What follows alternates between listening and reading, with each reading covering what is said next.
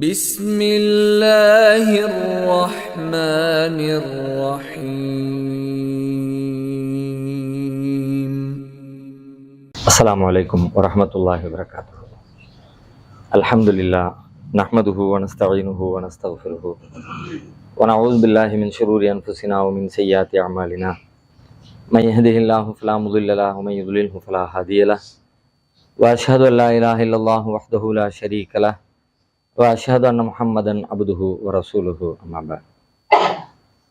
கண்ணியத்திற்குரிய எல்லாம் வல்ல அல்லாஹுவின் நல்லடியார்களே, அல்லாஹுவால் படைக்கப்பட்டிருக்கிற எல்லா படைப்புகளும் ஒரு திட்டமிட்ட நோக்கத்திற்காக, நியாயமான ஒரு காரணத்திற்காகவே படைக்கப்பட்டிருக்கின்றன. எந்த ஒரு படைப்பும் இறைவனால் வீணாக இந்த உலகத்தில் படைக்கப்படவில்லை என்று திருமறை குர்ஆன் சொல்லுகிறது. ஒமா ஹலக்கன ஸமாஅ வல் அர்த ஒமா பைனஹுமா பாத்திலா. வானங்களையும் பூமியையும் அதற்கு இடைப்பட்டவற்றையும் வீணாக நாம் படைக்கவில்லை என்று அல்லாஹ் ரப்புல் ஆலமீன் சொல்லி காட்டுகிறான். படைக்கப்பட்டிருக்கிற ஒவ்வொரு பொருளுக்கும், ஒவ்வொரு உயிருக்கும், ஒவ்வொரு படைப்புக்கும் அது படைக்கப்பட்டிருக்கிற இடம், சூழல், அதனுடைய மொழி, அதனுடைய இருப்பிடம் என்று எல்லாவற்றிற்கும் ஒரு நியாயமான பின்னணி இருக்கிறது.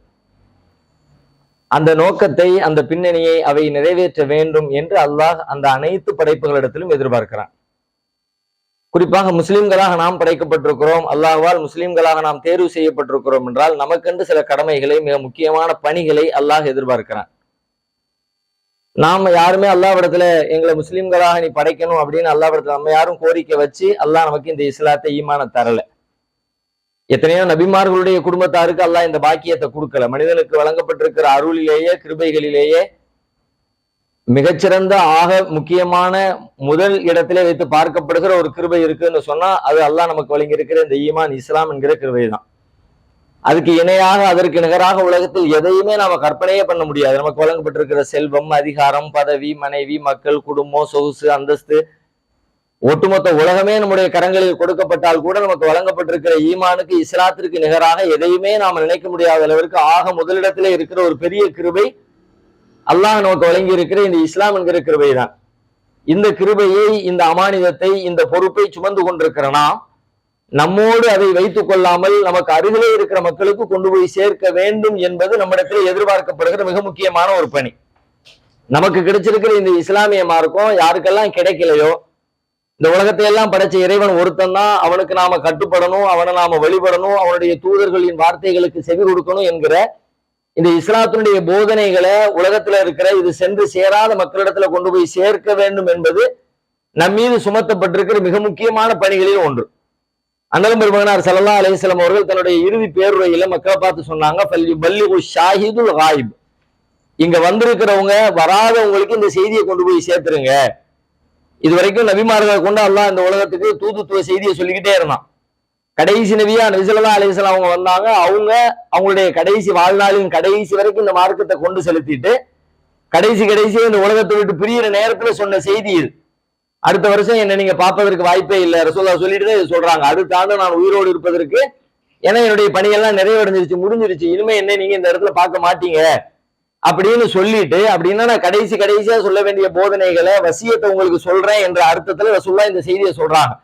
எல்லாத்துக்கும் சொல்ல வேண்டிய உபதேசங்களை எல்லாத்தையும் நிறைவுபடுத்தி சாறு விழிந்து இஸ்லாத்தினுடைய போதனைகள் அனைத்தையும் ரத்தின சுருக்கமாக மக்களுக்கு எடுத்து சொல்லிட்டு இந்த விஷயத்த சொல்றாங்க. ஃபல்யுபல்லிகு ஷாஹிதுல் காயிப்.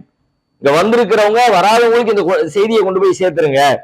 இப்ப வந்திருக்கிறவங்க அப்படிங்கிறது நேரடியாக நபிகள் நாயகத்தினுடைய தோழர்களை குறிச்சாலும், அந்த சபையில இருக்கிற மக்களை பார்த்து நேரடியாக குறிச்சாலும் கூட இந்த செய்தி யாருக்கு வந்து சேர்ந்ததோ அவங்க இதை சேராதவங்களுக்கு கொண்டு போய் சேர்த்துருங்க என்பதுதான் அதனுடைய பொருள். நமக்கும் அது பொருந்தும்.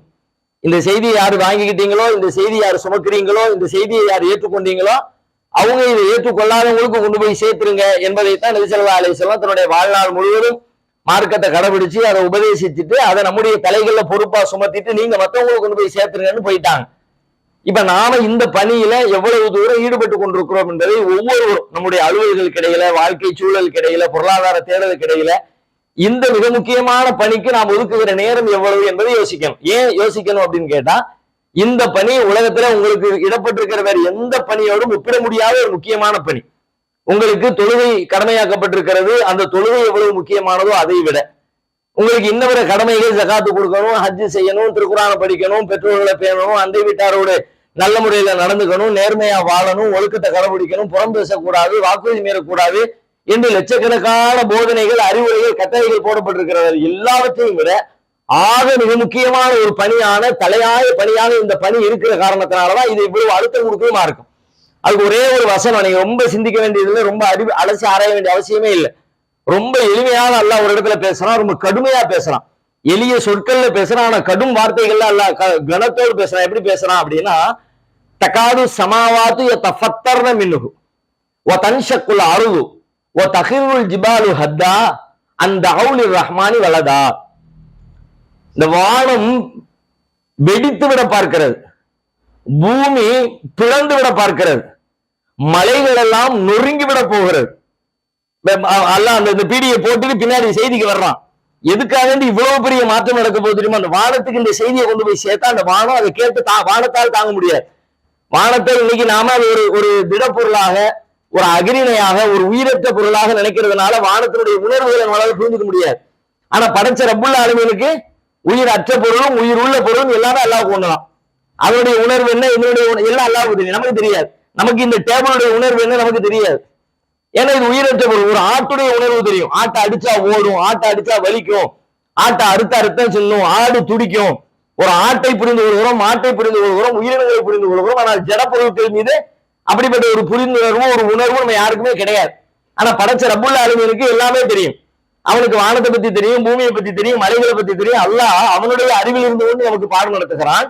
இந்த வானத்திற்கு இப்படி ஒரு செய்தி சொல்லப்பட்டால் அந்த செய்தியை கேட்டா வானம் என்ன ஆகும் தெரியுமா? என்ன இது அப்படின்னு வானமே அதை தாங்க முடியாம வெடிச்சிடும். இந்த பூமி அப்படி பிளந்துரும். நீங்கள் உறுதியான பொருளுக்கு உதாரணம் காட்டுகிற மலைகள் கூட சுக்கு நூறாக நொறுங்கிரும். அப்படின்னா எவ்வளவு பயங்கரமான விஷயமா அது இருந்துச்சுன்னா நம்மளால தாங்க முடியாம நெஞ்சே வெடிச்சிட்ட மாதிரி சில நேரங்களில் சொல்லுவோம்ல. நெசத்துல அப்படி பெரும்பாலும் யாருக்கும் வெடிக்கிறது இல்லை. எங்கேயோ லட்சத்துல கோடியில சேர்றதுக்கு அப்படிப்பட்ட சில அதிர்ச்சியான செய்திகள் அவர்களுடைய இதயத்தை வெடிக்க செய்கிற, மார்பை அடைக்க செய்கிற, மாரடைப்பை கொண்டு வருகிற செய்திகள் இருக்கத்தானே செய்கிறது. அந்த மாதிரி அல்லாஹ் இந்த இடத்துல சொல்றான், அப்படியே வெடிச்சு மலையே செதறிடும், பூமியே வெடிச்சிடும், பிளந்துரும், வானமே இடிஞ்சிரும். எப்ப தெரியுமா? அந்த அவுலி ரஹ்மானி வலதா, அளவற்ற அருளாளனுக்கு பிள்ளை இருப்பதாக சொல்லுகிறார்களே அந்த வாதங்களை கேட்கிற பொழுது, அளவற்ற அருளாளனுக்கு பிள்ளை இருக்கு, இந்த உலகத்தை படைச்ச இறைவனுக்கு பிள்ளை இருக்கு அப்படின்னு ஒருத்தன் சொல்றான, அந்த சொல்லு எப்படிப்பட்ட சொல்லுன்னு கேட்டா, இந்த சொல்லு சரியான முறையில வானத்துக்கு சொல்லப்பட்டா, வானத்தின் கவனத்துக்கு கொண்டு செல்லப்பட்டால் வானம் இருக்காது, பூமி இருக்காது, மலைகள் இருக்காது, அது எல்லாம் நொறுங்கி என்னடா இவ்வளவு அநியாயமா, இவ்வளவு அக்கிரமமா. சில விஷயங்களை சொல்லும் போது நம்மளே அப்படி கொதிச்சு போய் இப்படி எல்லாமா நடக்கும், இப்படி கூட கொலை பண்ணுவானா, இப்படி கூட ஒருத்தன் ஏமாத்துவானா, அப்படி எல்லாம் நம்ம நம்ப முடியாத ஒரு சொற்களை பேசுவோம்ல. அல்லாஹ் அப்படியான ஒரு சொல்றான். இந்த வானமும் பூமிக்கும் போய் இந்த செய்தியை சொன்னா, உலகத்தை எல்லாம் படைச்ச ரப்புல் ஆலமீனுக்கு அளவற்ற அருளாளனுக்கு புள்ள இருக்குன்னு சொன்னா, அதை கேட்ட மாத்திரத்துல அதுவே வெடிச்சு செதறிம்பா. அவ்வளவு பாரதூரமான, அவ்வளவு மோசமான, அவ்வளவு கடுமையான ஒரு செய்தி இறைவனுக்கு பிள்ளை இருக்கிறார் என்பது. நேரடியா பார்த்தா பிள்ளையை பத்தி மட்டும்தான் பேசுறது இந்த வசனம். ஆனா அதை பத்தி மட்டும் சொல்லல. பிள்ளை இருக்குன்னா என்ன அர்த்தம்? நீ பிள்ளை இருக்குன்னு சொன்னா இறைவனுடைய அந்த பண்பிலே குறை செய்தால். இறைவனுக்கு புள்ள கிடையாது, பிள்ளை இருக்குன்னு சொன்னா. இறைவனுக்கு பெற்றோர் கிடையாது, பெற்றோர் இருக்குன்னு சொன்னா. இறைவனுக்கு சிலைகள் என்பது, வடிவங்கள் என்பது யாருமே பார்த்ததில்ல, பார்க்காத ஒரு வடிவத்தை இதுதான் இறைவனின் வடிவம் என்று சொன்னார். இறைவனுக்கு நிகர் என்று சொன்னால், இறைவனுடைய ஆற்றல் இவருக்கு இருக்கிறது என்று சொன்னார், இறைவனுடைய இடத்துல இன்னொருத்தனை வைத்து சொன்னார். இது எல்லாத்தையும் அந்த வசனம் அடக்கும், உள்ளுக்குள்ள அடக்கும். இந்த மாதிரி ஒரு செய்தி சொல்லப்பட்டுச்சுன்னா அது எவ்வளவு பாரதூரம் தெரியுமா? பூமி வெடிச்சு சிதறுகிற அளவுக்கு பாரதூரமான செய்தி. இதை விட இந்த விஷயத்தினுடைய முக்கியத்துவத்தை புரிய வைக்கிறதுக்கு வேற செய்திகளே தேவையில்லை. நல்லா யோசிச்சு பாருங்க. இன்னைக்கு நமக்கு அருகில எத்தனை பேர் இப்படி சொல்லிக் கொண்டிருக்கிறார்கள். நம்முடைய சமூகத்தை சார்ந்தவர்களே இறைவனுக்கு நிகராக எத்தனை பொருட்களை, எத்தனை மனிதர்களை, எத்தனை பெரிய அளவை கற்பனை செய்து கொண்டிருக்கிறார்கள். நமக்கு அருகிலே இஸ்லாத்தின் வாடை கூட தெரியாமல் அவர்கள் பார்க்கிற பொருட்களை எல்லாம் கடவுள் என்று எத்தனை பேர் நம்பிக்கொண்டிருக்கிறார்கள். மாட்டை கடவுள் என்கிறார்கள், மனிதனை கடவுள் என்கிறார்கள், குரங்கை கடவுள் என்கிறார்கள், யானையை கடவுள் என்கிறார்கள், பாம்பை கடவுள் என்கிறார்கள், சூரியனை கடவுள் என்கிறார்கள், சந்திரனை கடவுள் என்கிறார்கள். எதையெல்லாம் இது எல்லாம் எப்படா கடவுள் ஆகும்? இறைவன் யார்? அவனுடைய ஆற்றல் அவனுக்கு நிகராக அவனை இறைவனை பெற்றெடுத்த வாப்பாங்கிற, உம்மாங்கிற, அத்தாங்கிற, மகன்கிற, மனைவிங்கிற எப்படா முடியும்? அப்ப இப்படி உலகத்துல சுத்தி இவ்வளவு பெரிய மிக மோசமான ஒரு செய்தி இறைவனை பற்றி பேசப்படுகிறது. இந்த செய்தி நமக்கு எவ்வளவு கோபத்தை, நமக்கு எவ்வளவு அழுத்தத்தை தந்தது என்பதே உள்ள கேள்வி. என்ன பத்தி யாராவது ஒருத்தர் அவதூறு சொல்லிட்டு எனக்கு எவ்வளவு துடிக்குது, தாங்க முடியலையே, எப்படா சொல்ல போச்சு, நான் எப்படிப்பட்ட ஆளு, என்னை பத்தி நீ இப்படி பேசிட்டியா, அப்படியே எனக்கு கோபம் வருது இல்ல. படைச்ச ரப்புல் ஆலமீனை பத்தி ஒருத்தன் சொல்றான், அப்படி உலகத்துல நம்ம சுத்தி இருக்க எல்லாரும் சொல்றாங்க, பெரும்பான்மையான மக்கள் சொல்லிக்கிட்டு இருக்கிறாங்க. அப்படி சொல்லப்படுகிற விஷயம் எனக்கு எவ்வளவு கோபத்தை, எவ்வளவு வேகத்தை தந்தது. ரொம்ப சாதாரணமா தான் கடந்து போறோம். நம்ம சுத்தி இங்க இருந்து ஒரு கிலோமீட்டர் பயணிச்சோம்னா எத்தனை கோவில்கள், எத்தனை மடாலயங்கள், எத்தனை கிறிஸ்தவ சர்ச்சுகள், இறைவன் அல்லாதவற்றை வணங்குவதற்காக உருவாக்கப்பட்டிருக்கிற பீடங்கள் தானே அவையெல்லாம். அதெல்லாம் நமக்கு எதை தந்தது, என்ன உணர்வை தருகிறது? எத்தனை நாள் அதை பார்த்தவுடனே வேகமும் கோபம், இப்படி ஒரு அபாண்டத்தை, இப்படி ஒரு பழியை சொல்லிக்கிட்டு இருக்கிறாங்களே, ரப்புல் ஆலமீனுக்கு நிகராக ஆள் இருக்குன்னு கற்பனை பண்ணிட்டு இருக்காங்களே அப்படின்னு நம்ம உள்ள துடிச்சிச்சா? இந்த செய்தி வானத்துக்கு சொல்லப்பட்ட வானம் அப்படி துடிக்குங்களா? பூமிக்கு சொல்லப்பட்ட பூமி மனுஷன் ஏன் நீ மட்டும் துடிக்க மாட்டேங்கிறா? இதுதான் அல்லாஹ்வுடைய கேள்வி. ஏன்னா வானம் பூமி அப்படி துடிக்குமாடா, மனுஷன் அதுக்கு உயிர் இல்லை, அது ஜீவன் இல்லை, அது உணர்வு இல்லை, அதுவே அப்படி துடிக்கும்னா உயிர் உள்ள, ஜீவன் உள்ள, சிந்தனை உள்ள, உணர்வு உள்ள உனக்கு எப்படி துடிக்கணும்? அதை விட 1000 மடங்கு துடிக்கணும்ல. ஆனா அதுக்கு துடிக்கிறதுல 1% கூட நமக்கு துடிக்கலையே.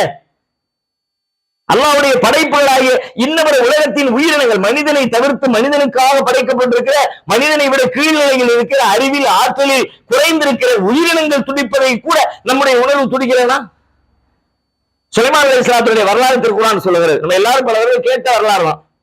சுலைமான் அலைஹிஸ்ஸலாம் அவங்க இடத்துல ஹுதுஹுது என்கிற பெயரில் ஒரு பறவை இருக்கு. அவங்க விலங்குகளோடு பேசுவாங்க, அவருடைய மொழி தெரியும். ஒரு நாள் அந்த பறவையை காணோம், தேடுறாங்க. தேடுகிற சுலைமான் நபி சொல்றாங்க, எங்க போச்சுன்னு தெரியல, அது வந்து வரும்போது கரெக்டான காரணம் சொல்லலாட்டு என்ன சும்மா விட மாட்டேன், லவ் அஸிபன்னஹு அஸாபன் ஷதீதன் அவ் லஅஸ்பஹன்னஹு அவ் லயஅதியன்னி பிசுல்தானின் முபீன். எங்க போன எதுக்கு போனங்கிற தெளிவான செய்தி வரலன்னு சொல்லி சொன்னா அதை அறுத்துருவாங்கிறாங்க. சுலைமான் நபி சொல்ற அந்த வார்த்தை நம்ம கூட சில சொல்லுவோம்ல, அறுத்துருவா, அந்த அறுக்கு நெசத்துல அறுத்துருவா அர்த்தம் கிடையாது. இந்த கோபத்தை அந்த சொல்லில் புரிய வைக்கிறமே தவிர அறுத்துருவோம் அப்படின்னு எவ்வளவு வந்தோம் நம்ம அறுத்துருக்கோமா? அப்படி நடக்கும், அப்படி இருக்காது. ஆனா சுலைமான் நபி சொல்றாங்கன்னா அறுத்துருவேன் நிஜமாவே, அவ்வளவு அல்பஹன்னஹு லவ் அஸிபன்னஹு அஸாபன் ஷதீதா, கடுமையா தண்டிப்பேன், இல்லாட்டி அறுத்துருவேன். அப்படி எந்த சொல்லாம கொள்ளாம அப்படி ஒரு பறவை இருக்க வேண்டிய அவசியம் கிடையாது, அறுத்துருவேங்கிறாங்க. அவ்வளவு கோபத்தோடு இருக்கிற பொழுது சிறிது நேரம் கழித்து அந்த பறவை வருகிறது. பறவை சுலைமான் நபி இடத்துல உரையாடுகிறது. தான் கண்ட சில செய்திகளை இங்கே விவரிக்கிறது. இன்னி வஜத்து இம்ரஅத்தன் தம்லிகுஹா வ ஊதீத மின் குல்லி ஷை வலஹா அர்ஷுன் அவீம் வஜத்துஹா வ கௌமஹா யஸ்ஜுதூன லிஷம்ஸி மின் தூனில்லாஹ் ஃபஸய்யன லஹும் ஷைத்தான் அஅமாலஹும் ஃபஸத்தஹும் அனி ஸபீல் ஃபஹும் லா யஹ்ததூன். அந்த பறவை வந்து சொல்கிறது, நான் ஒரு பெண்ணை கண்டேன், அவளுக்கு ஒரு மகத்தான ஆட்சி கொடுக்கப்பட்டிருக்கிறது, அந்த மக்களை எல்லாம் ஒரு ஆண்டு கொண்டிருக்கிற ஒரு அரசி, அவருடைய ஊரிலே வாழ்கிற மக்களை நான் கண்டேன். அவங்க என்ன செய்யறாங்க, வஜத்துஹா வ கௌமஹா யஸ்ஜுதூன லிஷம்ஸி மின் தூனில்லாஹ், அல்லாஹ்வை விட்டு அல்லாஹ்வால் படைக்கப்பட்ட சூரியனை வணங்கி கொண்டிருக்கிறார்கள். வஸய்யன லஹும் ஷைத்தான் அஅமாலஹும், அவர்களுடைய காரியங்களை ஷைத்தான் அவர்களுக்கு அழகாக காட்டி இருக்கிறான். சொல்லிட்டு அந்த பறவை பேசுகிறது, அல்லாஹ் யஸ்ஜுது லில்லாஹி அல்லதி யுக்ரிஜுல் ஹபாத்தி ஸமாவாத்தி வல் அர்த் வ யஅலமு மா துஃபூன வ மா துஅலினூன். மறைவானவற்றை வெளிப்படுத்துகிற, நீங்கள் மறைத்திருப்பவற்றையும் வெளிப்படுத்துகிறவற்றையும் அறிந்திருக்கிற, யுக்ரிஜுல் ஹபாத்தி ஸமாவாத்தி வல் அர்த், வானங்களிலும் பூமியிலும் மறைந்திருப்பதை வெளியே கொண்டு வருகிற, எல்லாம் வல்ல ஆற்றல் பொருந்திய அல்லாஹ்விற்கு அவர்கள் சுஜூது செய்திருக்க கூடாதா? அல்லாஹு லா இலாஹ இல்லாஹு ரப்புல் அர்ஷில் அஸீம், அந்த அல்லாஹ் வணக்கத்திற்குரியவன், அவன் மட்டுமே, அவனுக்கு யாரும் இணையாக எவரும் இல்லை. மகத்தான அரிசின் அதிபதியாக இருக்கிற அந்த அல்லாஹ்விற்கு மட்டுமே அவர்கள் சுஜூது செய்திருக்க கூடாதா? நல்ல கவனிங்க, இதை நம்ம பொதுவாகவே நிறைய வரலாறுகளை கேட்டிருக்கிறோம், தெரிஞ்ச செய்தி தான், புதிய செய்தி அல்ல. ஆனால் இந்த செய்தி சொல்லுகிற பாடம் என்ன? நம்மை விட அறிவில் குறைந்த, சிந்தனையில் குறைந்த, ஆற்றலில் குறைந்த, நமக்காக நம்முடைய பயன்பாட்டிற்காக படைக்கப்பட்டிருக்கிற பறவை அல்லாஹ்விற்கு இணை கற்பிக்கப்படுகிற பாவத்தை பார்க்கிற போது, ஐயோ இவங்க எல்லாம் இப்படி பண்றாங்களே, தப்பு பண்றாங்களே, பாவம் பண்றாங்களே அப்படின்னு அந்த பறவைக்கு துடிச்சதாக குர்ஆன் சொல்லுகிறது. ஏன் அந்த துடிப்பு கூட நம்முடைய உள்ளத்தில் எழுவதில்லை. அப்ப நம்ம என்ன உணர்வுல இருக்கிறோம்? நமக்கு சிந்தனை என்ன? நம்முடைய வாழ்க்கை நோக்கம் தான் என்ன? வெறுமனே சம்பாதிக்கிறது, சாப்பிடுறது, குடும்பம் எடுக்கிறது, பிள்ளை வைக்கிறது, சந்தோஷமா இருக்கிறது, போறது வர்றது, இதானா? தூங்குறது, எந்திக்கிறது, இவ்வளவுதான வாழ்க்கை? நம்முடைய வாழ்க்கைக்கு நோக்கம் இல்லையா? படைக்கப்பட்டதுக்கு பின்னணி இல்லையா? அவன் ஹசிபத்தும் அன்னமா கலக்கனாக்கும் அபசா, உங்களை நாம் வீணாக படைத்துக் கொண்டோம் என்று எண்ணிக்கொண்டிருக்கிறீர்களா? குர்ஆன் கேட்கிறது. அவன் ஹசிபத்தும் அன்னமா கலக்கனாக்கும் அபசா, வீணாக படிச்சுட்டு நினைக்க, சும்மா அவ்வளவுதான் வாழ்க்கை முடிஞ்சு. காலைல எஞ்சா ஓகே, குனிஞ்சு நிமிந்தா ஓகே, சுஜூத் செஞ்சுட்டா ஓகே, தொழுதுட்டா அதோட முடிஞ்சா வாழ்க்கை அதானா? இதை யாருப்பா செய்வா? அல்லாஹ் என் கையில செல்வத்தை கொடுக்கலாம். எவ்வளவு கொடுக்கலாம் தெரியுமா? என்னுடைய தேவையை தாண்டி 10 மடங்கு, 20 மடங்கு, 50 மடங்கு, 100 மடங்கு, 500 மடங்கு கொடுக்கிறான். என்னுடைய வாழ்நாள் முழுவதும் தேவைப்படுகிற தேவைக்கு கூட எனக்கு அவ்வளவு சொத்து செல்வம் தேவைப்படாது. ஆனா அதை தாண்டி பல நேரத்தில் செல்வம் கொடுக்கிறாங்களா? அல்ல ஏன் கொடுக்கிறான்? நீனே ஆண்டு அனுபவிக்கிறதுக்கு இல்ல, நீ இன்னும் அனுபவி. உன் பக்கத்துல பல பேருக்கு அது இல்லாம இருக்குது, அவங்களுக்கும் கொடுத்து அவங்களுக்கு அனுபவிக்க கொடு. செல்வத்தை அதுக்கு தானே கொடுக்கலாம். இந்த இஸ்லாத்தை நமக்கு எதுக்கு கொடுத்துருக்கான்? நீனும் இஸ்லாத்தை கடைபிடி. இஸ்லாம் தெரியாத பல பேர் சுத்தி இருக்கலாம், அவனுக்கு இந்த இஸ்லாத்தை நீ கொண்டு போய் சேரு. நம்ம எத்தனை பேர் இதற்கா நம்ம இப்படி சொல்லும் போதெல்லாம் பெரும்பாலும் என்ன உணர்வு வருதுன்னு கேட்டா, அப்படி சொல்றதுன்னா அதுக்கு நிறைய படிச்சிருக்கணும், குர்ஆன் ஹதீஸ் தெரிஞ்சிருக்கணும், ஆராய்ச்சி பண்ணி இருக்கணும், அது மொழி தெரிஞ்சிருக்கணும், 5 வருஷம் 10 வருஷம் படிச்சிருக்கணும், இப்படி மேலையில பேசுகிற ஒரு கூச்சம் இல்லாம தயக்கம் இல்லாம பேசுகிற ஒரு பழக்கம் இருக்கணும். அப்படிப்பட்ட ஆட்களுக்கு தான் முஸ்லீம் அல்லாத மக்களுக்கு எல்லாம் தாவா செய்கிற, இஸ்லாத்தை எடுத்து சொல்கிற அப்படிப்பட்ட ஒரு வாய்ப்பு கிடைக்கும். அப்படி அந்த உணர்வு இது யாரும் சொல்ல தேவையில்லை, ஆல்ரெடி இன்பில்டா இருக்கு எல்லாத்துக்கும். எல்லா மூலையிலும் அப்படி அப்படி ஒரு செய்தி இருக்கு. பேச நமக்கு தெரியாதுப்பா, யாராவது பேச நீங்க பேசுற சும்மா இருக்குது. அதற்கு அப்படி ஒரு பெரிய ஞானம் தேவையா? அவ்வளவு பெரிய அறிவு கடலாக இருந்தாலும் அதை பேச. உலகத்தை படைத்து ஒருத்தனா என்கிற செய்தியை சொல்றதுக்கு, நீ வணங்குறது கல்லுப்பா, இது சிலைப்பா, இது இறைவனால் படைக்கப்பட்ட ஒரு படைப்பு, இறைவனத்தான் வணங்கணுமே தவிர அவரது படைப்புகளை வணங்கக்கூடாது, படைச்சவனை வணங்கு, படைக்கப்பட்டதை வணங்காத, இதை சொல்வதற்கு 10 ஆண்டு கால படிப்பு தேவையா? இதை சொல்வதற்கு அரபி ஞானம் தேவையா? எல்லாம் தெரிஞ்சது தானே. ஆனால் எத்தனை பேர் நாம் பேசி இருக்கிறோம்? நம்மளுக்கு நண்பர்கள் இல்லை, முஸ்லிம் அல்லாத நண்பர்கள் இல்லை, பக்கத்து வீட்டுக்காரங்க இல்ல, நம்மளுக்கு வேலை பார்க்கிற தொழிலாளிகள் இல்ல, முதலாளிகள் இல்ல. எத்தனை பேர் இந்த செய்தி எவ்வளவு பாரதூரமான செய்திங்கிறத நினைச்சு நீங்க முடிவு வரணும். எதையெல்லாமோ பெருசா நினைக்கணும். ஆக பெருசு இது, இதுக்கு பெருசு வேற ஒண்ணுமே கிடையாது. இது இந்த இடத்துல இஸ்லாம் வேற எதையும் வைக்கல. நீ வாழ்க்கையில் வேற எந்த பிழைகள் செய்திருக்கலாம், எந்த நல்லவர்களை செய்யாமல் விட்டு இருக்கலாம். ஆனால் ஏகத்துவ கோட்பாடு, ஓரிரை கோட்பாடு, உலகத்தை எல்லாம் படைத்த சர்வ வல்லமை பொருந்திய இரட்சகன் ஒரே ஒருவனே என்கிற அந்த செய்தி, அது உலகத்துக்கு சொல்ல வேண்டிய நம்முடைய கடமை இல்லையா? பொறுப்பு இல்லையா? அல்லாஹ் நம்ம தேர்ந்தெடுத்து கொடுத்தான்ல, என் கையில கொடுத்த அமானியத்தை என்ன செஞ்சேன்னு மறுமையில கேட்பான்ல, உனக்கு கொடுத்தல நீ செஞ்சியா சொன்னியான்னு கேட்பான்ல. அது எத்தனை பேருக்கு நான் என்னால் இயன்ற அளவிற்கு ஏதோ முழுமையாக செய்யாவிட்டாலும் குறைந்தபட்சம் கொஞ்சம் கொஞ்சமாக நான் செய்தேன் என்று சொல்லுகிற பதில் எத்தனை பேருக்கு இருக்கு? உங்களுக்கு நீங்களே கேள்வி கேட்டுங்க, அதற்கான பதிலை நீங்களே தயாரிச்சுங்க. வேற எதுவும் சொல்றதுக்கு ஒண்ணுமே இல்லை. நம்ம எல்லாம் பரவலாக இந்த சமூகத்துடைய பெருமைகளை பேசுகிற பொழுது நிறைய ஆளுங்கள் பேசுவாங்க, நிறைய உரைகளை கேள்விப்பட்டிருப்பீங்க.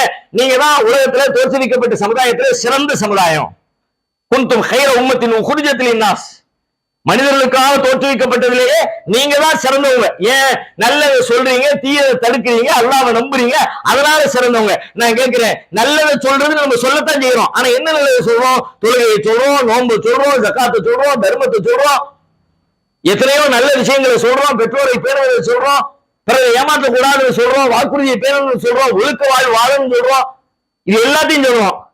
ஆனால் நன்மையிலேயே ஆகச் சிறந்த முதல் நிலை நன்மை இது. இது முதல் நன்மை இதுதான். இதுக்கப்புறம் மற்ற எல்லா நன்மை. இது இல்லாட்டி நன்மையே இல்லை. இந்த கேட்டகரிக்குள்ள வரலன்னு வச்சுக்கோங்களேன், நீங்க என்ன நன்மை செஞ்சாலும் இஸ்லாத்தின் பார்வையில் அது நன்மையே இல்லை. வல்லதீன கஃபரு அஅமாலுஹும் கஸராபின் பிகியாத்தின் யஹ்ஸபுஹு ظمآனுமா. நீ எவ்வளவு நல்லது செய்வ, ஆனா இந்த கேட்டகரிக்குள்ள இல்லாம செஞ்சா நாளை மறுமையில நீ செஞ்சதெல்லாம் எப்படி பார்ப்பாய் தெரியுமா? காணல் நீரை போல பார்ப்பாய். குர்ஆன் சொல்லுகிறது, காணல் நீர்னா நீ நினைச்சுக்குவ தண்ணின்னு, ஆனா அங்க தண்ணி இல்ல. தூரத்துல இருந்து பார்க்கும்போது தண்ணி மாதிரி தெரியுது உனக்கு, தண்ணி இல்ல.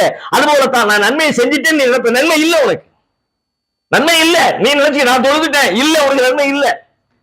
நான் தர்மம் அள்ளி அள்ளி கொடுத்துட்டேன், இல்லப்பா நீ நினைச்சுக்கிட்ட தர்மம் கொடுத்து நிறைய செஞ்சுட்டு நன்மை லிஸ்ட்ல வராது உனக்கு. எப்பதான் வரும்? இந்த ஏகத்துவ கோட்பாட்டில் நீ கரெக்டா இருந்தா மட்டும்தான் நன்மை பட்டியலுக்குள்ள சேரும், இல்லாட்டி அதெல்லாம் வீண், பயனற்று போய்விடும்.